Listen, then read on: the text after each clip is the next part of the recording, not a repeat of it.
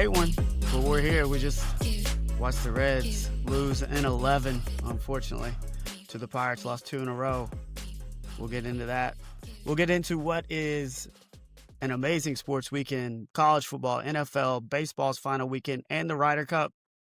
It's the Height Differential, powered by Gridley, with Nick and Neil. So, Neil, how you feeling after that one? We were supposed to record like an hour and a half ago, and I mean, I get it. We can't record in extras. No. I mean, at this point, I just want to curl up under the sheets, turn the lights off, pull the sheets over the head, close the blinds, and stay in bed for an extra day or two. And that was just absolutely heartbreakingly brutal. Brutal. Yeah, you get through Skeens where you have a chance late. I mean, they haven't scored a run on Skeens, 24 innings now? Yep. Is that the number? Yeah. And you get a chance late. I thought they were going to come through there in the 11th with bases loaded and 2 outs. I mean, I thought once Ty Steve hit the bomb, go into extras, I thought the Reds could pull it off. Especially when they had the top of the order kind of coming up in the 10th. And, they couldn't get it done. Andahar struck out with a runner in scoring position to try to win the game. And then you had the bottom of the order coming up, and Matt McClain just ain't it. He's just not it. Comes up in a clutch situation, doesn't ever do anything. I mean, it's been the story of the Reds all season. The offense is just absolutely terrible. They've never gotten it together. They lead the league, I'm almost certain, in games of 0 runs, 1 run. I mean, it's just the pitching's been outstanding all year. Starting pitching's been great, and then they just don't have any run support. Another story like that. I mean, I talked to you. I think if Hunter Green would have pitched yesterday like he should have, I think the Reds probably would have won yesterday, and we'd be sitting here 1-1 against the Pirates with Hunter Green also scheduled to go next Sunday or this coming Sunday. And instead, Brady Singer gives up a 4 spot. The offense can't catch up. Hunter Green pitches well today, but go up against Paul Skeens, and that's what you get.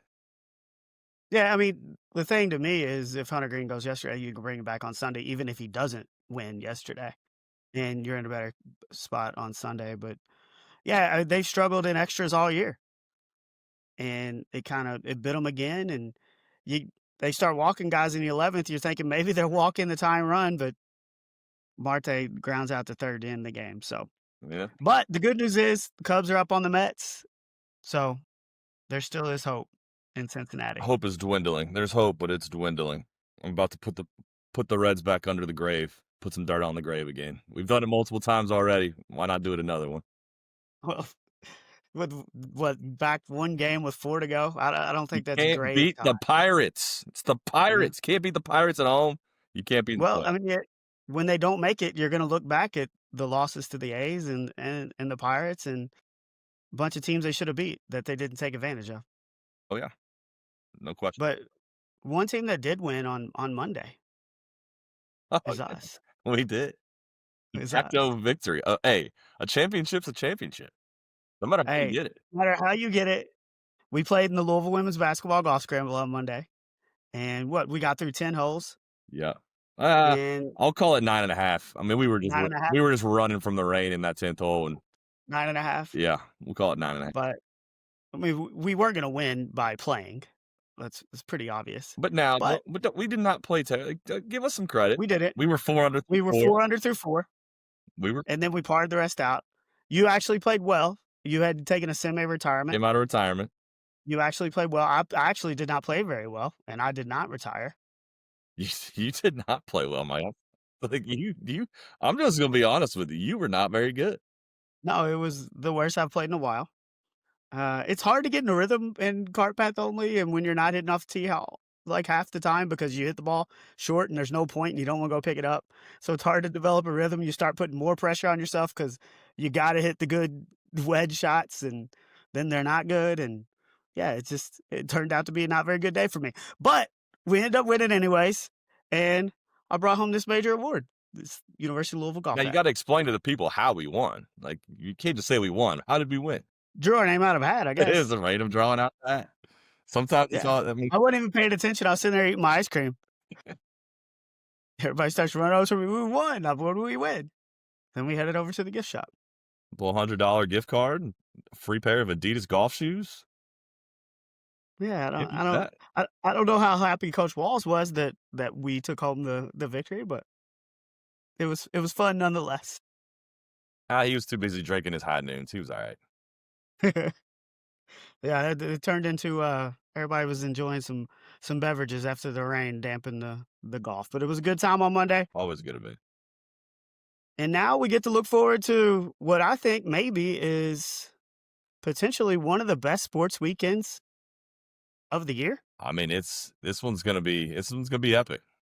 It's gonna be I epic. mean, college football well, Ryder Cup starts on Friday, college football along with Ryder Cup on Saturday, Ryder Cup and NFL on Sunday, and throughout the entire weekend you got baseball's closing regular season. There's 3 divisions and 2 wild card spots. They're still up for grabs, and then we close it all with the Bengals on Monday night.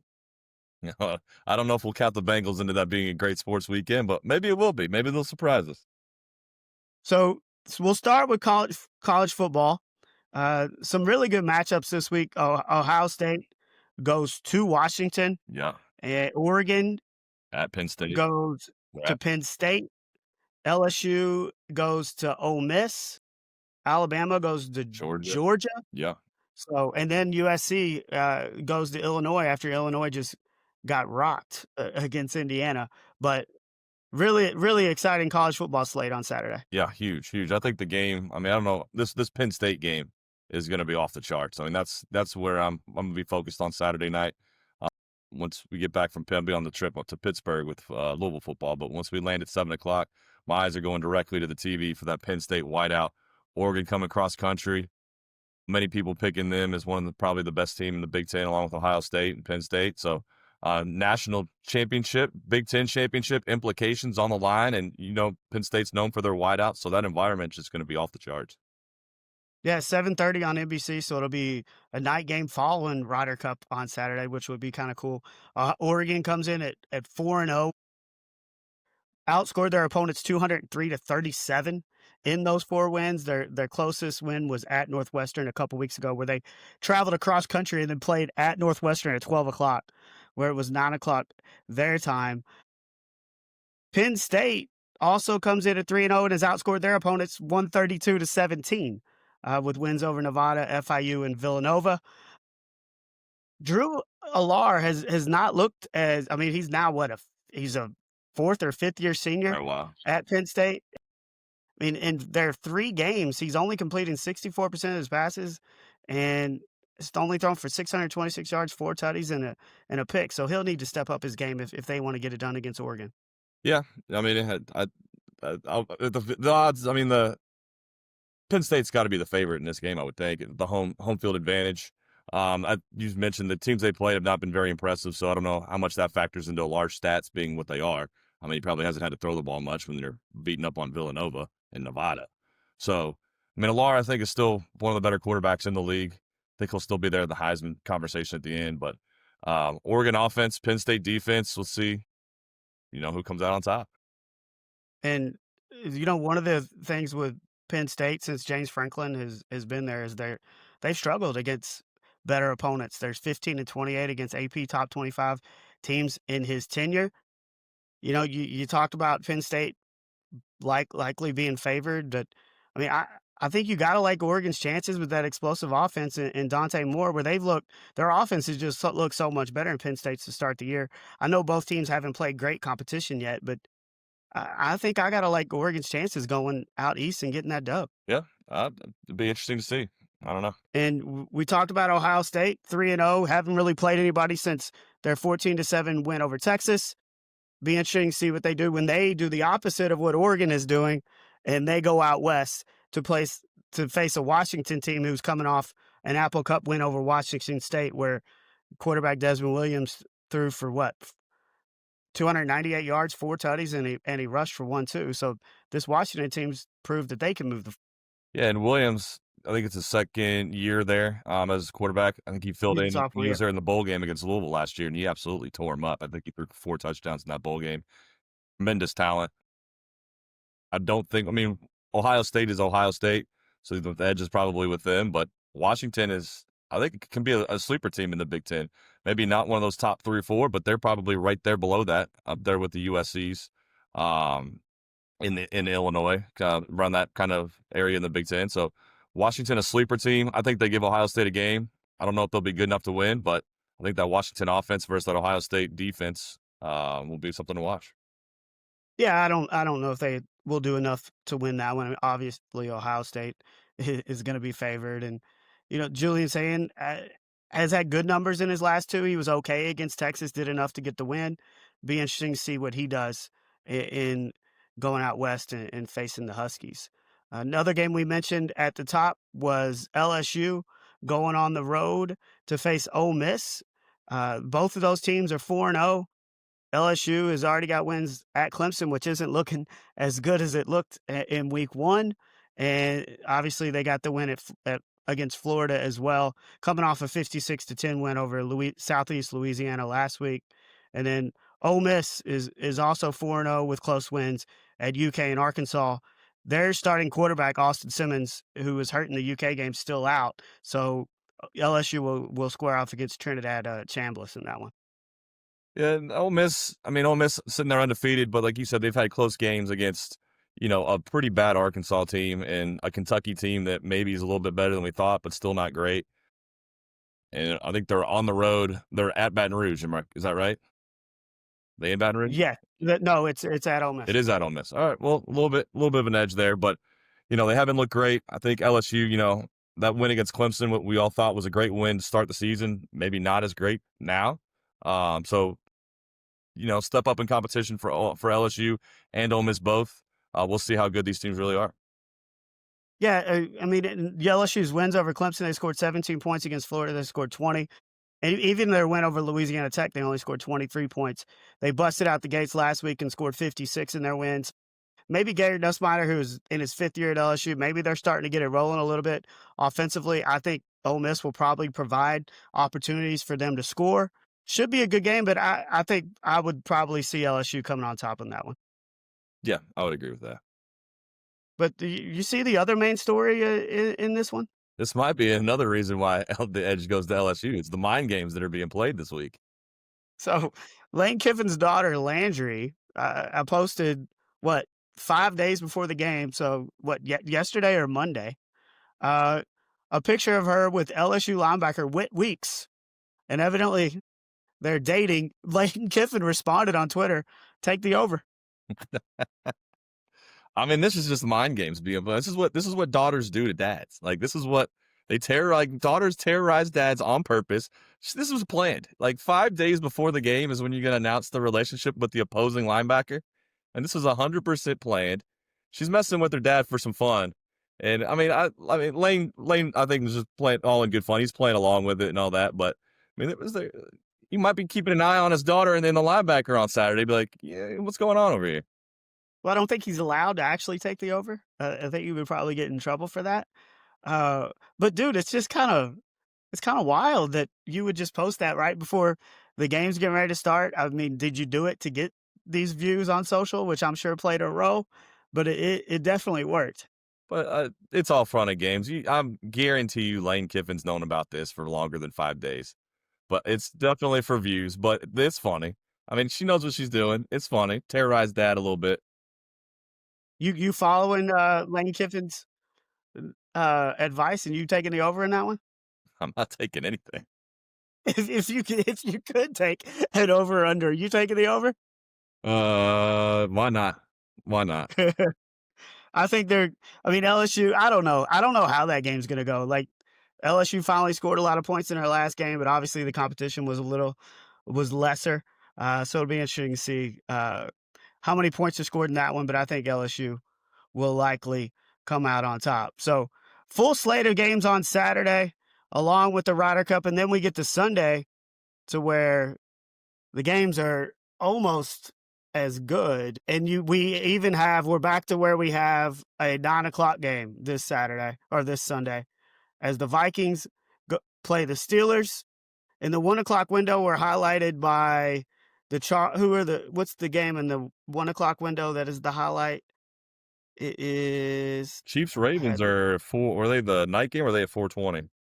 The Eagles are at the Bucks in the 1:00 window. And then in the 4:00 window, we have the Ravens at the Chiefs. Yeah. We also have the Colts at the Rams, which is sneakily a really good game. Better than we thought to start the year. So of the we're left with 6 3-0 teams. Yep. Of those 6 teams, who do you think will stay undefeated the longest? Ooh, let's see. We got. Can you run around? So we got the Colts, the Rams, We got the the Colts, Eagles. Bills, Chargers, Eagles, Bucks, and Niners. I mean, you got to go with the Buffalo Bills. You know, they were probably one of the best teams coming into the season, already with a win over a really good Ravens team, even though it was kind of maybe in fluky fashion. The Bills I probably mean, the not best team, 3-0 with in the AFC East, where the Dolphins are absolutely terrible. The Jets are not very good. Who else is in it? Oh, the Patriots, they're not very good. So, you know, when they get into division games, they're not going to lose. I think the Bills are probably the obvious answer here. But what are your thoughts? yeah, they're the obvious answer. And when you look at their schedule, it becomes even more obvious. Their next 5, and then the next 4: Chiefs, Patriots, Falcons, Panthers. So they're not going to lose in the next 4 weeks, and then they play Kansas City at home, and at that point they'll be 7-0. So I think the Bills is the obvious answer. I think the Colts, they're going to lose this weekend in LA, so their undefeated streak will come to an end. I think the Chargers are playing really well, but they play the Commanders not this week but next week, Yeah. which could be a tough game for them. The Bucks and the Eagles square off on Saturday, or I keep saying Saturday, on Sunday. So one of those teams will get knocked off there. And then the Eagles play the Broncos next weekend. So they've got 2 kind of tough games in a row. And then I don't know, like if the Bucks, their next 4 games are the Eagles, at the Seahawks, the Niners, and at the Lions, all 4 tough games.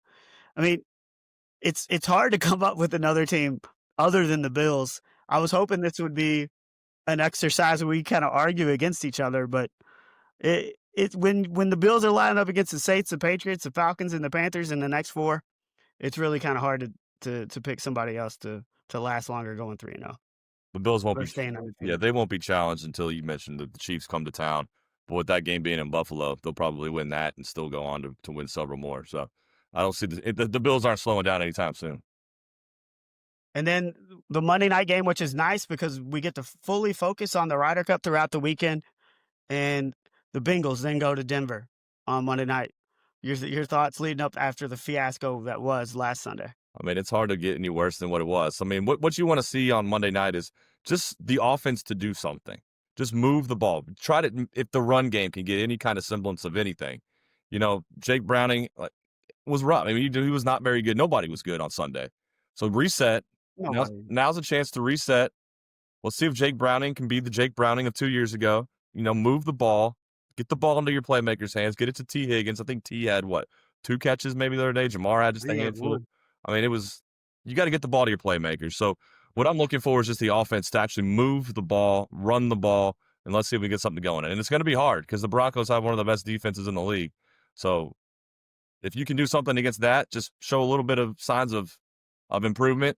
Try to muck it up. I don't know. If you can keep it to 24-21, something like that, I think the Bengals have a chance.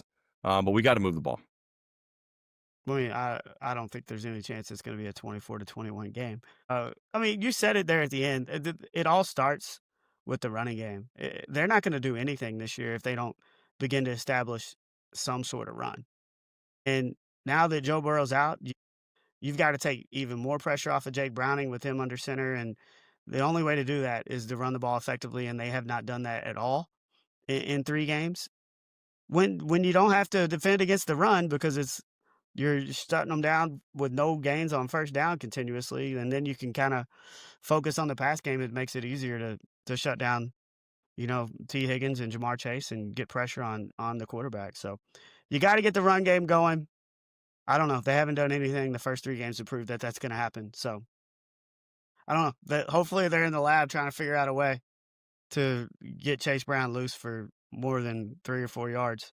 Actually, 3 or 4 yards would be a good carry at this point. Better be spending a lot of time in that lab. They better be. And then what we've been looking forward to for a long time is the Ryder Cup this weekend at Bethpage Black. I was doing a little research, Neil. You ever wondered why it's called the Ryder Cup? I'm guessing there was some guy back in the day now, like Samuel Ryder or something, that just decided to get a bunch of guys together and play some golf. Samuel Ryder, which I'm proud of you for that one. Wait, Was is it his name really English? Samuel? Wait, is that his name? It was Samuel Ryder. No way. That was Was that you did not know? a total guess. So, well, he was an English businessman, Okay. and I think he sold like seeds in like little bitty baggies, and that's how he made all his money selling those seeds. But he got interested in golf and started sponsoring some golf tournaments, and then they proposed this event to where they would have an idea. They had the idea to match up British and American professional golfers, and he decided to sponsor it. And they actually had an event in 1925, and then the first official event was 2 years later, where Ryder actually donated the gold trophy, and that's how the Ryder Cup came to be. Do we have the stats on overall record, which I'm assuming the Europeans are way ahead of us, but what's the overall record in the Ryder Cup? That is not correct.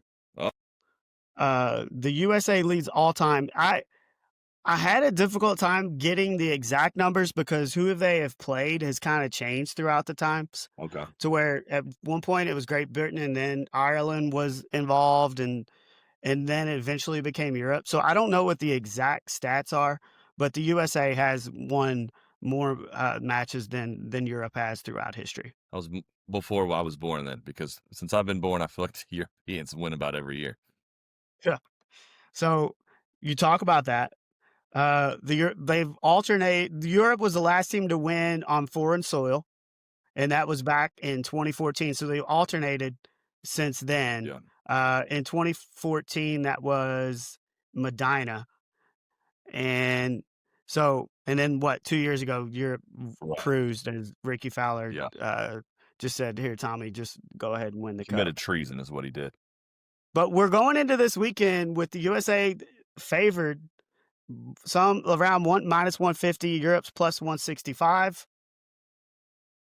I don't know. I look at Europe's team and I'm just like, I know USA's on their home soil, but I just look at that Europe team top to bottom, and I think they're a little better. Yeah, I mean, there's no question. I mean, you got, not only do you have Rory McIlroy, who's probably, I think he's ranked number 2 in the world right behind Scotty, but you've got tour champion Tommy Fleetwood on there. You know, you got Shane Lowry, who's played in multiple Ryder Cups, Matt Fitzpatrick, Victor Hovland. I mean, on and on. It's just John Rahm, like all these former major winners and former Ryder Cup champions. It's just, it's a who's who on their side. And that's for sure. And I think they've got the more talent, but it's a different game when you got to come and face the American fans on American soil. It's going to get a little rowdy. So if you can shake the nerves a little bit and let's play golf. See what happens. Well, and not just more talent, more experience too. I mean, Rory's 10th all time with 18 points. Justin Rose is 14th with 15.5. And Tommy Fleetwood has the third most for anybody who's playing in this tournament. JT has the most points on Team USA, and he ranks 39th all time with 8 points. USA has 4 rookies: Russell Henley, Cam Young, Ben Griffin, JJ Spawn, where Europe only has 1 rookie with Rasmus Højgaard. So it's not just talent; it's experience as well that is kind of leaning in Europe's favor. But if you're the Americans, maybe some fresh blood's what you need. You know, like the Ricky Fowlers and the Jordan Spieths, they've run their course. Now you got the new guys in. You know, they've not been here before, so you don't know what to expect. Maybe they'll surprise us. Maybe they'll come out. You know, they'll be pumped up. It's their first Ryder Cup. You know, shoot some good golf, and maybe they're the next generation. So, like I said, you know, the Spieths, the Fowlers, they did a great job when they're back in their prime. But it's time to get some young blood in, shake it up, and let's see what happens. And I mean, kind of playing off that, if you had to think of a player from Team USA and Team Europe as well that you think is going to surprise some people, who would you say? I'm gonna go Team USA. Let's go JJ Spawn. I mean, he had a great year. Was a major winner this year. Played good golf. He's been in big situations. You know, it's his first Ryder Cup, but he's been in some big situations already this year. He's come through in the clutch. So I don't think the moment will be too big for him. But he's one of those guys that I think is probably one of the better golfers on this team. And as a rookie, I think he'll be one of the ones to look out for. Yeah, and really, like anybody on Team Europe, their performance, because they're all so experienced, I don't know how much they're really going to surprise you. Uh, so I think one on Team USA is going to be Ben Griffin. Obviously, if you've watched a lot of golf this year, you've seen him at the top of a lot of leaderboards. He has 2 wins. He just came second to Scotty last week. Uh, I just like his demeanor. I like the fact that he hits the ball as far as he does. Just hopefully he doesn't take any creatine. But I expect big things from Ben Griffin this week. Who do you like? Who would you? I know we've heard the rumor, and we'll find out tomorrow on the pairings. But we heard the rumor of JT and Bryson being paired up together. Who's another pair that you would like to see for the Americans? Well, I just think first off, if it is Bryson and JT going off first for Team USA, I absolutely love that pairing. I think JT can play with anybody, and that's not. I don't think really that goes the same for Bryson. So putting him with somebody like JT, and also having Bryson's ability to just just hit it as far as he does off the tee for that opening tee is huge. Uh, who the thing is, who do you pair with Scotty? And, we've seen him paired with Xander in the past. We've seen him paired with Cantlay in the past. I think Henley might be the guy that they're going to pair with Scotty. I think their demeanors kind of play together. Henley's played great all season. So I think those are two guys that I could see paired together that I'm really looking forward to.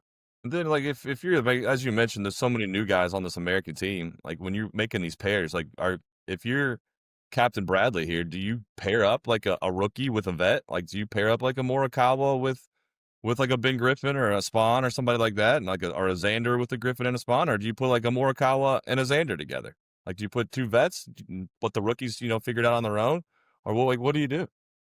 Well, and I think that's the disadvantage that Team USA has is the fact that, you look at Team Europe and their top 11 are all coming in playing pretty well. Sepp didn't play in in the tournament before the Tour Championship, and he came in last in the Tour Championship. But other than that, he played really well throughout the year. But I look at Team USA, and Xander's not coming in at his best form. Colin's not coming in at his best form. JT's not coming in at his best form. So who do you pair these guys up? Do you pair them up together and hope that they kind of feed off each other and play better, or do you pair them up with younger guys? And I don't know. I think Keegan Bradley's got a really tough job because of the elements with the new guys and some guys coming in not playing their best golf. No, he's definitely got a lot of tough decisions to make. We'll be interested to see when they do come out for Friday's pairings tomorrow night. What that looks like. So, what player do you think's facing the most pressure going into this tournament On like overall on either side? on On either overall. Yeah, it's got to be Xander. I think Xander's probably facing the most pressure, only because, as you mentioned, he did not have a very good year. Like, he's a veteran. Like, he's been on Team USA before. The guys are looking to him to be that solid presence and to win some points for the Americans, like he's done in the past. But he hasn't been playing well, so I think the pressure doubles for him, knowing he hasn't played well. That he's got to come out here facing the quality of the players that the Europeans have, and to try to raise his game up back to what he was, last year when he accumulated all these points to make this team. Yeah, and he's battled some injuries this year, and he played a little better at the end of the year, but wasn't enough to get into the Tour Championship. I mean, I don't know if this guy feels pressure, but if Scotty Scheffler doesn't play well this weekend, does USA have a chance? No, they don't have a chance, but I'm not worried about that. Scotty Scheffler doesn't feel pressure, and I'm not worried about Scotty Scheffler not playing well. When's the last time you saw Scotty Scheffler not play well? Well, I mean, we've talked about this in an earlier pod. I mean, he's finished in the top 8 since 1979. Every tournament since 1979. He's always in contention. Even when he doesn't play well to his standards, he's still finishing in the top 10. Even if it does have the most pressure on him, I don't think that he's going to succumb to that, obviously, just because he is Scotty. Rory on the other side, he just won that Irish Open, which you refused to talk about a couple weeks Not ago. a real tournament. Do what? It's not a real tournament. It is a real tournament. It's just not a PGA tournament. It's not real. But I mean, he's going to have a lot of pressure on him to lead Team Europe, and so we'll be interesting to see how Rory plays, because unlike Scotty, when Rory doesn't play well, he's fighting to make cuts, and so it'll be just kind of interesting to see how he plays next week. And I mean, we know that Scotty and Rory for their sides are most likely to be the top point scorers. But if you had to pick somebody after that to be each side's top point scorer, who are you going with? For the Americans, I think I'll probably go with Justin Thomas, only because he's proven that he can do it. Like where does he rank currently among point scorers in U.S. history? I know he's up there. Well, 39th all time, both sides. So Yeah, like that's he's been there, and he always seems to play well in this event. I don't know what his overall record is, but it's got to be a winning record as far as points go. But I think Justin Thomas, with his experience, he had a pretty good year this year. I know he's not coming in playing his best golf, but I think he can get it together. He loves this tournament. You've seen him playing this before. Like, he gets up for this. He gets fired up for this. I think he will probably be, outside of Scotty, probably our top point scorer for the U.S. And for Europe, it's probably going to be Tommy Fleetwood. I mean, he's coming in off winning that tour championship. He's playing some really, really good golf. He finally broke through and won his first PGA event, but he's finished multiple times second this year, second in the past. He's probably, outside of Rory and Scotty, he's probably the third best golfer in this tournament, or in the Ryder Cup. So, I mean, to me, it's a no-brainer on the European side. I think he's going to come out, play well, and score points. Yeah, on the USA, I'm sticking with my guy Ben Griffin. I really am expecting big things from him this week, and I mean, he played well 2 weeks ago when they all played at the Procure and came in second. Actually, had a chance to win and then three putted and came in second. But he had putted really well throughout the week. Like I said, he hits the ball so far. He's got his aviators on. I really like his demeanor and expect him to play well in his first ever Ryder Cup. And then you look at Team Europe, and I think Tommy is got to be the obvious answer. He doesn't always win, unlike Scotty, but as far as consistency is concerned, he's the closest that Europe has to offer this season. I mean, he's always there. He's always competing in the top 10 for the most part. So I think Europe is going to be, they know they're going to be able to rely on Tommy throughout the week, and I expect him to, if it's not Rory, to score the most points on Team Europe. At Grittily, we believe grit isn't just a word, it's a way of life. It's perseverance, resilience, courage, passion, and strength. That's why our wallets and winning bands are built to last, just like you. Right now, honor your grit and save 25% with promo code HD at checkout. Backed for life. That's the Grittily guarantee. Grittily, embrace your grit. So looked up Justin Thomas's stats in the Ryder Cup over the break. 3-0 in singles, 2-3 in foursomes, 2-1 and 2 in four ball. So it's a winning record. He's played well, and they need him to play well this week. They need all those veterans, that Xander, Colin, to kind of find their form and bring home the dub there in New York. So be fun to watch. I'm looking forward to getting up early on Friday and park in front of the TV for 3 straight days. So should be fun. It'll be fun. Another person, 2 people who have plenty of time to park in front of the TV this weekend, after one was fired and one resigned. But Mike Gundy fired as head coach at Oklahoma State. He had been there 21 years, was the second longest tenured head coach behind Iowa's Kirk Ferentz.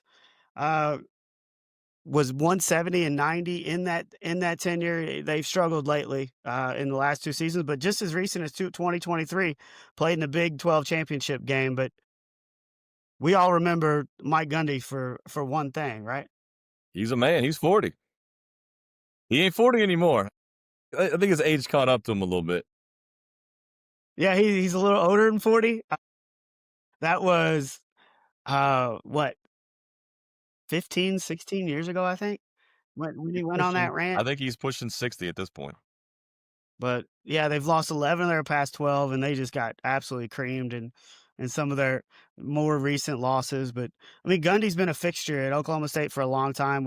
Played quarterback there in the 80s and had a pretty good running back by the name of Barry Sanders that he was handing the ball off to. So, and his son wrote a really cool post on social media, just talking about how much his dad meant to him and to Oklahoma State. So if you get a chance to check that out, it's a pretty good read.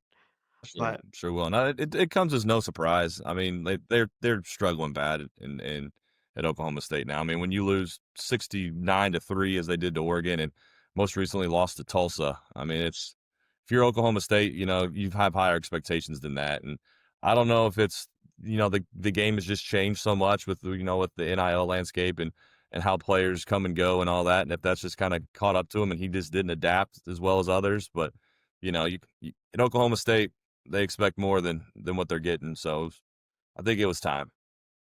But in this NIL landscape, doesn't have somebody like T-Boone Pickens like play in your favor? And it doesn't seem like it's done that at Oklahoma State. Yeah, I mean, you would expect that to be a thing. I mean, they've got the T Boone Pickens money out there. I just don't know how they're using it, how they're spending it, but the guys, the talent that they have is just not quite up to par with other teams in the Big 12 and around the country. No, I mean, we were hearing about T-Boone Pickens spending money well before NIL. And you would think somebody who already had those big pockets is willing to spend money on the program would be an absolute benefit for a team like that. But we heard Mike Gundy talking 2 or 3 weeks ago before they played Oregon, where they just absolutely got boat raced, how Oregon had so much money, more money than they did going into that game. And I mean, the score showed that. Yeah. And their scores have shown that. So I don't know. He's still a legend at Oklahoma State, and his rant, "I'm a man, I'm 40," will go down with some of the better rants. And maybe this is something we should talk about on a later pod, some of the best rants in press conferences. But it's right up there with AIs. We talk about practice with Jim Moore's playoffs, with Bill Belichick's on to Cincinnati. Dennis Green's the Bears are who we thought they were. Yes, it ranks up there with all of those. And I mean, anybody who turns 40, you're immediately thinking about Mike Gundy in that viral moment. Well, there's been probably tons of 40th birthdays where that quote has come out. There's no doubt. And another person who has plenty of time to sit down and watch the Ryder Cup this weekend is Bruce Pearl, who resigned earlier this week. Just 40-something days before the start of the season. Pearl's 65 years old, and taking over is Stephen Pearl, who spent the last 2 seasons as associate head coach and played for Bruce Pearl at Tennessee. Yeah, that one's definitely a huge surprise. I mean, we were on the golf course Monday playing that golf scramble when that came out, and we kind of were all like, "Is that for real?" I'm like, no, like, did we get got by a fake Twitter account or something? But no, it's definitely real. I mean, they were the number 1 overall seed in the tournament last year. Auburn's in a perennial powerhouse year after year in the SEC and around in the country. So, I mean, that was kind of surprising. I haven't heard his reasons. Has he come out and said any reason of why he's stepping down, except maybe the fact that he wants his son to get that job? Like, is he tired of coaching? Is he like, what's going on? I think the NIL era is a lot, especially for these coaches that have been, in the industry for as long as they have. I mean, obviously Bruce Pearl figured out a way to make the NIL, era successful. He had probably the number 1 team in the country going into the NCAA tournament last year and got his team to a Final Four. He's the all-time winningest coach at Auburn. But I think it's a combination of those 2 things. I think you decide to step down because it is a lot and it's recruiting nonstop. And even when you've already recruited these freshmen, you got to re-recruit them, to get them to come back as sophomores and juniors. And you're constantly recruiting. And I think it just wears on you. But I think the timing of it is so you don't have time to go through a coaching search and your son gets the job. And he's already signed like a 5-year deal. Yeah, I mean, that's smart on Bruce Pearl's part, to hand the keys over to his son. I don't believe has had any head coaching experience, to my knowledge. We'll see. It'd be interesting to see how that goes, taking over a really big school like Auburn, a powerhouse. Like I said, it was the number 1 seed in the tournament last year. So, I mean, you're taking over the keys to a Lamborghini here. So let's see if he can drive it. Yeah, and we've seen this in the past, with dads kind of leaving and giving their kids the jobs, and with Bobby Knight and Pat Knight, and that didn't work out. Eddie Sutton to Sean Sutton at Oklahoma State, that didn't work out. So I mean, one that did work out is Tony Bennett took over for Dick Bennett at Washington State, and I think that one worked out pretty good. But that one was a little not as high profile as those other 2 were. So it'd be interesting to see how this works out for Auburn, to see if Stephen Pearl can get the job done. Yeah, I mean, Ethan, you think back, you mentioned Tony Bennett. Like he was the last one that had a similar situation to this, where he retired. A month before the season started. They had that switched it over to his assistant coach, and Virginia didn't have a very strong year. So we'll see how this works out. With the Pearls, I mean, they're both he's familiar with the system, coaching under his dad. So the inexperience might be a factor, but he's been around, so we'll see if he can, like I said, if he can keep this thing afloat. Yeah, you're right. It didn't work out last year where Ron Sanchez took over for Tony Bennett when he quit or resigned right before the season started. But I think that this is definitely the strategy on Bruce Pearl's part is to make sure that his son gets an opportunity, and we'll see what he can do with it. I mean, it's happening in our own backyard right now with Bellarmine. Uh, with Coach Davenport stepping down after a lot of success at Bellarmine, and now Doug Davenport's stepping in. So it's just a lot of pressure when you're the son stepping in for your dad who's had a lot of success. So be interesting to see how Stephen Pearl does there. In other college basketball news, well, I guess Sister Jean can also watch plenty of the Ryder Cup this weekend. A legend stepping down from Loyola Chicago, like a legendary Sister Jean. I saw it was for health reasons, so I hope she's doing all right. I hope she sticks around for several more seasons. But yeah, Sister Jean calling it quits is I guess what is she quitting from? Being a nun for the university, or what is she quitting from? She's a campus minister, Campus minister. and she's the official chaplain Thanks, of the men's basketball team. Got you. Well, hopefully, And she's held that role since 1991. It was 2018 when they were ranked 11th, where they made that Final Four run, where she was constantly on everybody's television sets. yeah. Hopefully, her health's not too bad to where she can still get a few games this year. Put her on TV. I mean, college basketball without Sister Jean that's something I don't want to think about. She's become a legendary figure in the game. Well, and you may be wondering, like, you're 106, you can retire, what, is 65? So she must have built up a heck of a retirement plan there, right?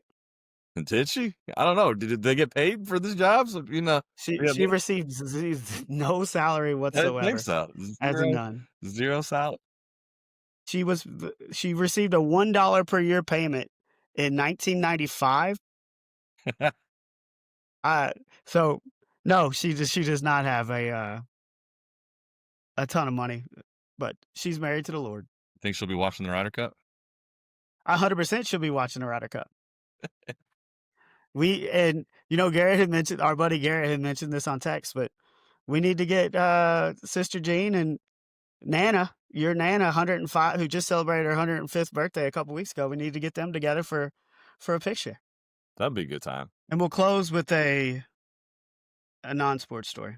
This is more of this is a what were they thinking type of story. I feel like this is you on drugs. This is the idiot of the day. We should start a new segment. You very lazy. Idiot of the day. But first off, how often do you DoorDash, Uber Eats, all that? I don't at all. I mean, usually, ever? No, I just get in the car and go get it. I mean, pizza delivery is about the only thing I get delivered to the house, and even then, I'll probably but that's not Uber Eats. We've been in pizza delivery. I mean, I'm within walking distance of a McDonald's, a Taco Bell, a Starbucks, a Subway, and a Kroger. So I just grab some food from Kroger and a Chinese place. I'm with you. I think get in your car and drive. And now, if you're traveling for work, or you're traveling and you don't have a car and you're at the hotel, Uber Eats can sometimes come in handy there. Sometimes on a Sunday morning when you don't feel like doing anything and you want breakfast, it's nice to have a breakfast delivered to your door. So there are the advantages knowing that it's available, but it's not something that I use all the time. But in Streetwater, Texas, we got a gentleman that he decided he's going to use DoorDash. And did he DoorDash some food? He did not DoorDash food. Not DoorDash. Did he DoorDash? And what he actually DoorDashed caught the attention of his DoorDash driver so much that he called the authorities. No. What did he DoorDash? So in his DoorDash, it wasn't McDonald's. No. It wasn't your beloved Dairy Queen. Oh, that's a shame. It wasn't even ice cream. Man. It wasn't even food. Maybe a coffee or two? There's one liquid in here, but I don't think you're going to drink it. What is on this man's DoorDash list? Item number 1. Item number 1, trash bags. Oh, man, those are, you need those at home now. Maybe you had a little party, a little cleanup. Your friends left. You gotta clean up after them. So we can get after that. Okay, Might be raking leaves. could be doing that. There's a lot of things that you could be doing. Yeah, trash bags are all right. Okay, trash bags. So we're good. We're good. Yeah, Nothing out of the ordinary here. Okay. Item number 2. Item number 2, zip ties. I have some zip ties at the house. The fence is falling down. You gotta get out there and tie something up a little real quick, or I can understand that. Some kind of something broke on your deck box or something. Hold it down. Zip ties are all right. You want to make sure the garbage bag is really closed? Yeah. You can take that zip tie and really shut that thing. Everybody's got zip ties at the house. I can understand that. So yeah, odd, but still, I'm not calling 911. Right? Zip ties and trash bags can go together. Okay. Item number 3. Yeah. This is the liquid, and it ain't Kool-Aid. Bleach. Ooh. Maybe you're scrubbing the tub or something. Maybe do a little laundry. You gotta get the whites back in your colors, or get the white back in your clothes. Okay. Bleach. Clean. Maybe he spilled some red wine on his cashmere sweater. He's got to get something in there. Clean that out. A little red wine on the cashmere sweater, huh? Maybe. A little red wine on the cashmere sweater. So we're starting to get into the red flag. Yeah, we're starting to raise a little suspicion here, but let's keep going. So, per your theory, he's cleaning up his house after he partied. He's fixing his fence with the zip ties, and he's cleaning his cashmere sweater. All normal. Sounds pretty normal. All normal. Sounds like a normal Saturday. All right, so final item. Yeah. Hatchet. Oh, damn. Oh, damn. So you might be cutting down trees. I don't know. Now, my brother, we're full red alert here. We're full cutting firewood. Red alert. Cutting firewood. No. Oh, damn. What is this guy doing? But the dash driver gets this order, and he's like, "What's this dude up to?" And he calls the cops. So let's get a recap. We've got zip ties, trash bags, bleach, and a hatchet. This is all pointing to a Dateline NBC episode, and it does not end well. Do you get all that? You can get all that at one hardware store, right? I mean, if he was smart, and I think he's trying to do what he's trying to do, which he should not be doing, you go to the hardware store yourself. But then you're not on surveillance. But we're going to get into the story, and you're going to see why. Okay. He didn't leave. Yeah. So he did the DoorDash. DoorDash driver calls the cops. So who do you think showed up first, the DoorDash driver or the cops? If I'm the DoorDash driver and I'm bringing these items and I think I know what's going on here, I'm waiting for the cops. I'm not going and knocking on this dude's door and saying, your delivery is here. I'm going to hand it to the cops and let the cops deliver it to him. Yep, the cops showed up first. Okay, that's good. And knocked on his door. Yep. And he refused to exit the hotel, this was at a hotel. And he advised the cops that he was armed. And there was also a hostage. Jeez. But the hostage, I think, immediately was able to escape when he was distracted. And so everything turned out well. And dude was arrested. So what we thought was happening with the party and the cashmere sweaters and the fences turned out to be, that was not really what was happening. This guy was ordering his murder weapons from DoorDash is what we're going with. Let's just be glad the DoorDash driver had a little better intuition than you do. It's like a game of Clue. Like Mr. Jones was at the hotel with the zip ties and his hatchet. Like Neil just roll up here, sir. I got your hatchet and your bleach and your zip ties. Oh, I left your garbage bags in the car. Let me go grab them. It's like who does that? Like what? I mean, I'm glad this all had to happen. Nobody got hurt. I'm assuming, right? Like we're right. We wouldn't be telling the story if. Well, like if my God, you're ordering your own murder weapons from DoorDash. And I mean, if you're expecting it not to raise concern, if you're holding a hostage, which in this case he was, can't really leave. No, you can't. So, Couldn't you just find some things around the hotel? Like, I don't know. I don't know how that I works. mean, I don't. Most of the hotels I'm staying at, they'll have a garbage bag or two, but the other three things, I don't think you find them in the top drawer. I mean, goodness gracious. Yeah, that's not very smart by that guy, and he's probably going to jail for a little while. As he should. Was this a Florida story? No, this is Texas. I Oh. said that at the beginning. Oh, okay. I said it at the beginning. Streetwater, Texas. Street. I don't know where that is. I don't know where Streetwater, Texas is, but that's where it occurred. Well, the DoorDash driver should get the Streetwater Citizen of the Year award or something, should he not? Well, here what the dude's name was Neil Cooper, so it just shows you We have high integrity. the intelligence of Neils across the United High States. intelligence and high integrity. We do the right things around here. And if Neil Cooper called Neil Rohr the dash door driver, he would have got all of his stuff and everything would have been fine for him. Yeah. And dude would still had a hostage. We gotta give Neil Cooper the Streetwater Citizen of the Month, Year, Week, whatever they want to give him. Name a street after him, because that was Neil. He's the guy. He's the guy holding the hostage. He's not the good guy here. Well, I thought you said he was the DoorDash He's driver. the suspect. Oh. Neil is the suspect. Oh, That's no. why I said Oh, the intelligence of Neils across the country are not that great. I thought you said he was the DoorDash driver. No, I don't think they identified the name of the DoorDash driver. Oh, shoot. Yeah. No. I take back what I just said then. As you should. Thank you. I mean, listening's important when you're doing a pod. I was just excited. And you're kind of feeding off each other. I was just excited that Anil did something good, and then it turned. He didn't do anything I good. know. I'm aware. Thank you. So, what are you most excited for this weekend? All of it. Give me the Ryder Cup. Ryder Cup number 1, college football number 2, NFL number 3, Bengals number 4. But and the Reds, No, not at all. no. The excitement, all of the excitement that I had on Monday has left my body. The clothes are going back in the closet. It's over. Wow. Yeah. You even played golf in a Reds polo on Monday, and now, 2 days later, after 2 losses to the Pirates, only a game back where they hold the tiebreaker. You're calling it a season. Coach Wall says if he's watching TV and he sees Terry Francona picking up the dugout phone, he thinks it's me calling him. Well, he ain't gonna pick that up. Yeah.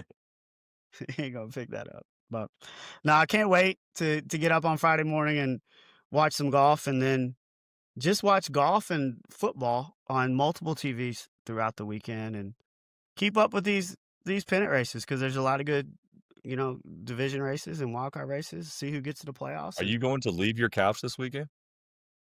I mean, sure I will. I'm sure I will. Say if you don't, get you some DoorDash food. Make sure it's food. Well, Don't do it. no, if I decide not to leave the couch, I will try the DoorDash. We'll see if we can order some non-suspicious items so they actually show up at my front door. But no, it really is one of the best sports weekends of the year, and I can't wait for it. Well, still, And we'll be back here on Sunday night to recap it. yeah, Bengals aren't playing, so why not? Is that the plan? Yep. Is that the plan? Yep. So Let's do it. we'll be here on Sunday night, hopefully recapping a USA win in the Ryder Cup, as JT goes undefeated in four balls, foursomes, and single play, We don't have. and helps the red, white, and blue get a victory. Let's just hope that we don't have somebody conceding the final putt of the entire Ryder Cup this year, like Ricky did. And who was that? Who was that? Some bum. Your bum. Some bum named Ricky. Ricky played better at the end of the year last year, not enough to get in the Ryder Cup. We'll be back on Sunday. We'll talk all the football action. We'll talk Ryder Cup. We'll talk baseball. We'll predict what's going to happen with the Bengals on Monday night. For Neil, I'm Nick. You're listening to the Height Differential, powered by Gridley. Give it to me.